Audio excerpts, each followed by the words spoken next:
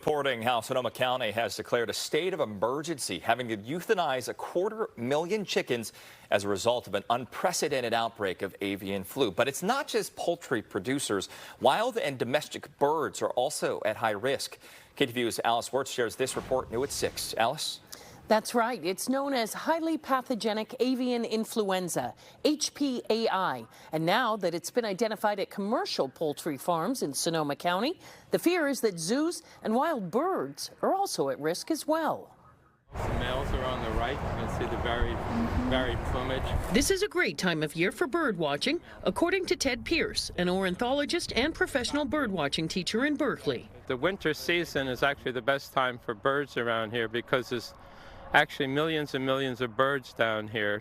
Avian flu is not something regular bird watchers can recognize, and its sweeping devastation to flocks in Sonoma County and other parts of the northern state. Pierce admits he's no expert on avian flu, but believes it's all part of the circle of life in nature. I think bird flu is a natural progression of the flu virus. So you have a temporary decrease in the population, but usually it comes back. Avian flu symptoms include respiratory distress in birds. The concern is this illness is spreading beyond poultry farms to birds in the wild and in zoos. Once birds get this deadly strain, there is no cure. And once they reach a rehabilitation hospital, usually they need to be euthanized. Oakland Zoo's Dr. Alex Herman says they're doing everything they can to avert an avian crisis on their campus.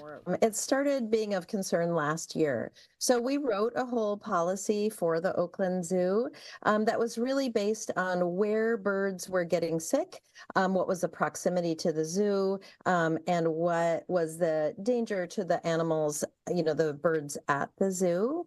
I think I have at least one meeting a week about this right now, but people all over the nation are talking about this. The Oakland Zoo has had a plan in place for a while, and so far, no birds have been affected by avian flu.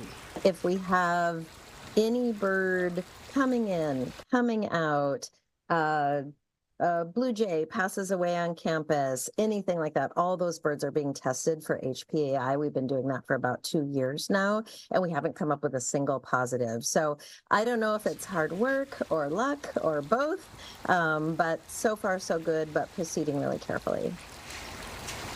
Now, for folks who have backyard chickens and birds, preventing disease is the best way to keep your birds healthy and prevent avian flu. One recommendation, make sure your birds are separated from disease sources, including water for wild birds and wildlife, and your birds' water and food sources should be kept clean and sanitized, especially all work and food storage areas. Yeah, good advice there. Alice Wirtz live in our newsroom tonight. Alice, thank you.